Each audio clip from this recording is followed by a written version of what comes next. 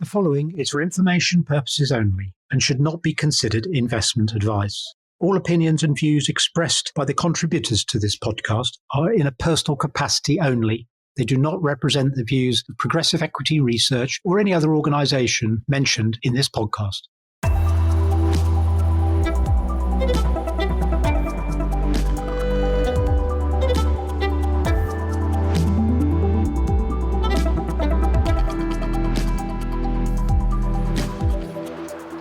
So, Friday, the 11th of October. Good to have you back, Jeremy. How you doing? Morning, Gareth. Yeah, all good, thank you. It's been an interesting week for us, and we kicked off the week with lunch with one of our listeners. It was great to see the chap David on Monday. I had a nice lunch with him, and just to let you all know, we couldn't manage lunch with all of our listeners. Otherwise, that would probably take us nearly a week. So we won't be doing that for everybody. Or at least a 3-day week. I don't know, yeah. No, joking aside, it was great to see David on Monday. So thanks for your time, David. It was great, yeah. We'll try and incorporate some of your ideas into the podcast as we go forward. So all good. Jeremy, what have you seen in the macro world this week? Well, last week it was all about China. This week it's, I think, more about the UK. But yeah, we've had an up and down week in Chinese equities.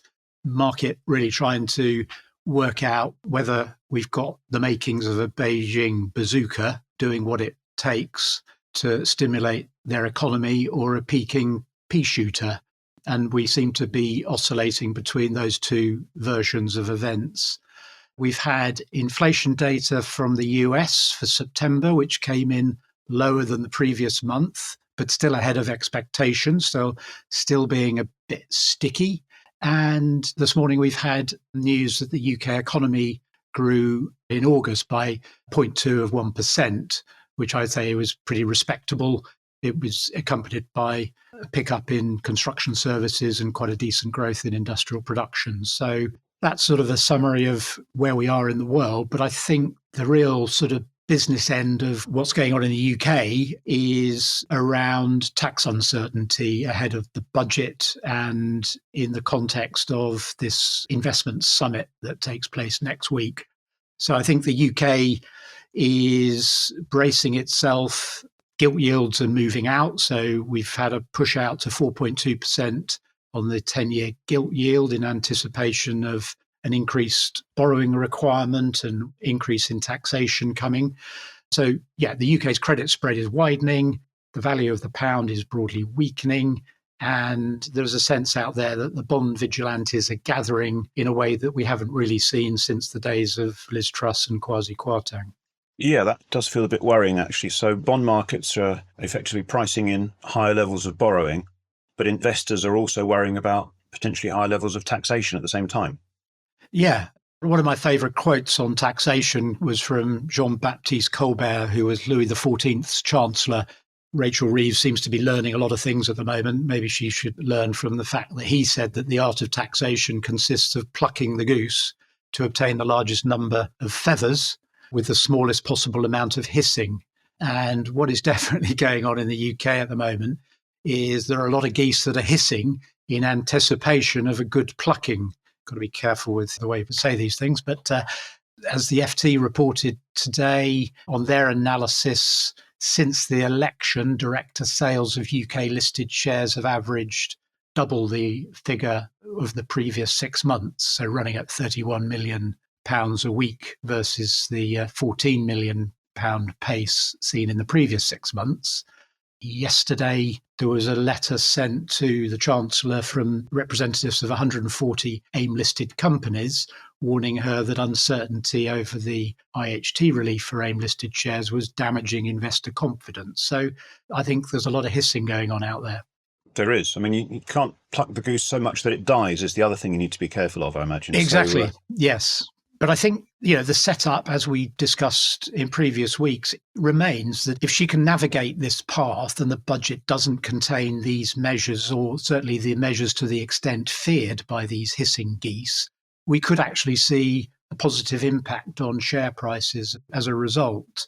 Simon French has been pointing out that the UK is now expected to engage in its own sort of limited version of fiscal loosening, i.e., we're going to allow increased borrowing for investment purposes, and the extent to which we can get away with that, and it's difficult to assess.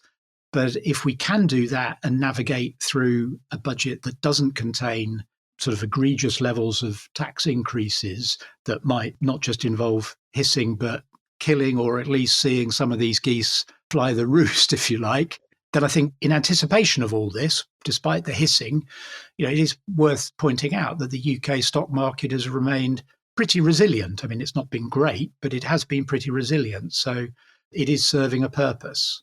And this is in the context of a world economy where there's lots of other stimulating going on. I would argue we've got an overstimulated US economy and a Chinese economy, a second largest economy in the world, that is desperately trying to stimulate some sort of recovery in the next few months, and a European economy where it looks like its biggest constituent, Germany, is about to lurch into a second year of recession. And with France grappling with sort of very French-like political uncertainties and so on, the UK, I mean, it's always easy to just assume that the UK is an outlier in a singularly bad place, and I just don't think that's the case at all. So we've got to get through a period where, in terms of fiscal policy, the rubber really hits the road.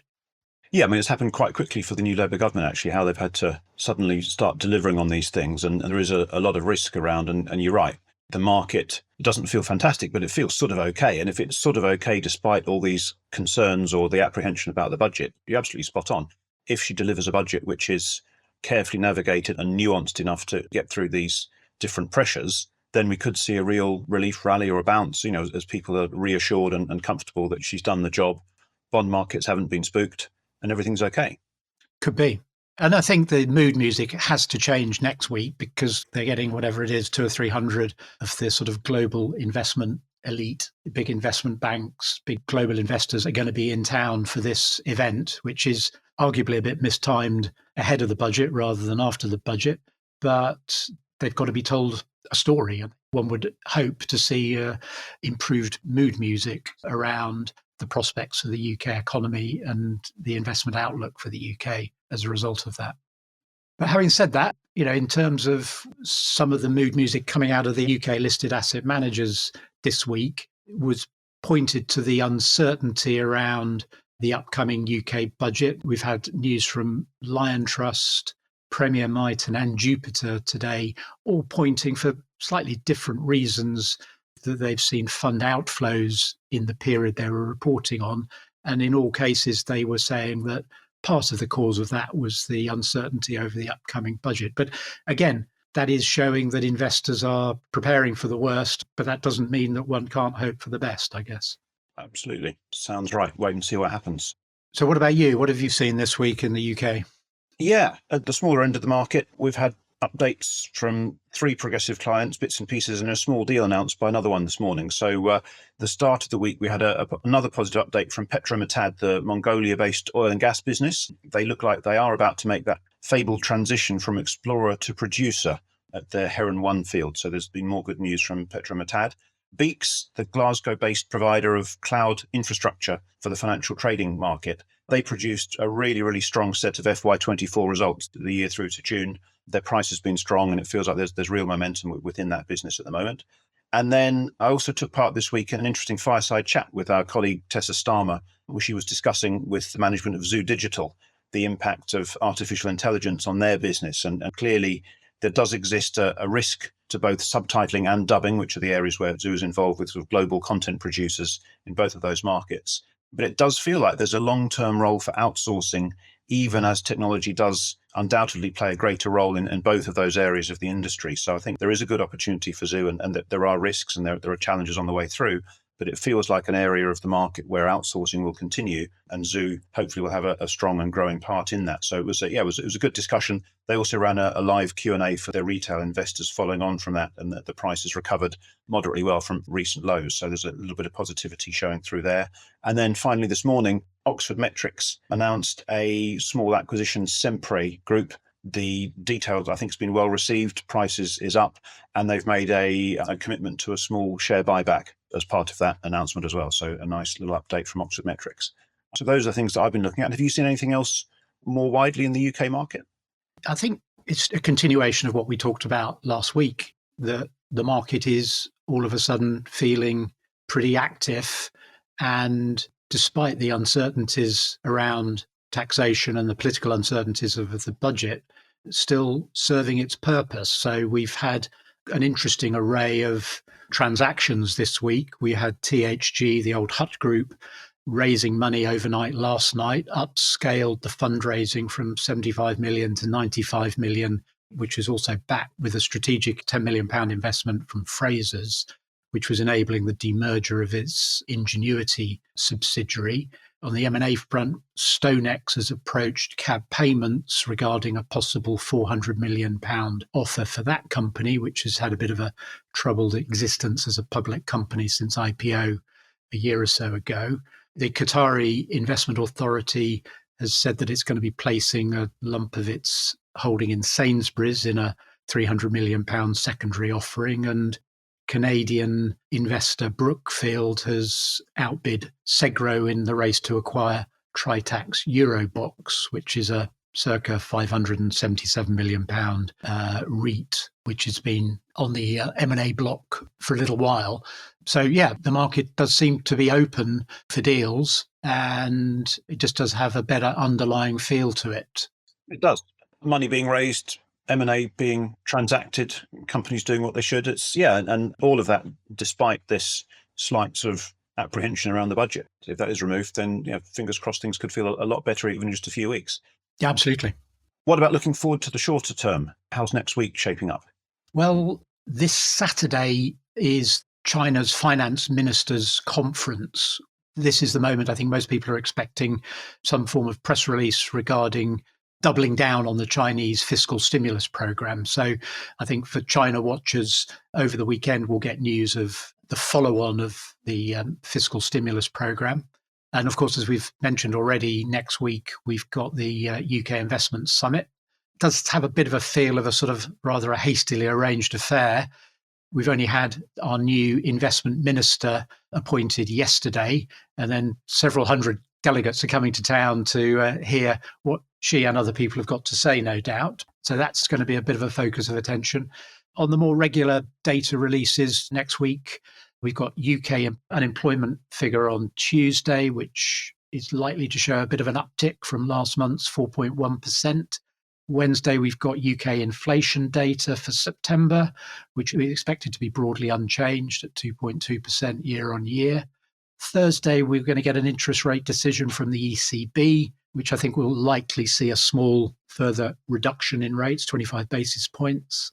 And then we get US September retail sales figures that day as well, which is likely to be broadly unchanged on last month. And then later in the week, we're going to have Japan's inflation data on Thursday. Now, this is important because of the carry trade that unsettled things back in August. Last month's figure was a 3% annual inflation rate, which was a bit of a shocker. And the expectations are for this figure to calm down a bit to sort of more like 2.7%, but at a rate under 3%. So just be a bit mindful on that one. And then Friday morning, we get, for China watchers, we get another data release, which could be very consequential. We get Q3 GDP and industrial production figures. And it has been mandated that China will grow its economy at 5% this year. In Q2, the rate was 4.7%. The expectation for Q3 is 4.6%. While the veracity of these figures might be debated by a lot of people, whether we hit that 5% figure or not will be consequential, certainly for policymakers in China who might be worrying about more than just losing their jobs. That'd be pressure to get it right. Yeah, absolutely. Well, it sounds like a very busy week. Yeah, we've got bits from UK, Europe, the US, Japan and China. So there's a huge amount going on, a lot of data in there. So yeah, excellent. Okay, well, lots to look forward to. And I certainly look forward to catching up this time next week. Yeah, look forward to it. Good stuff. Talk to you then. Thanks a lot. Bye. Brought to you by Progressive Equity.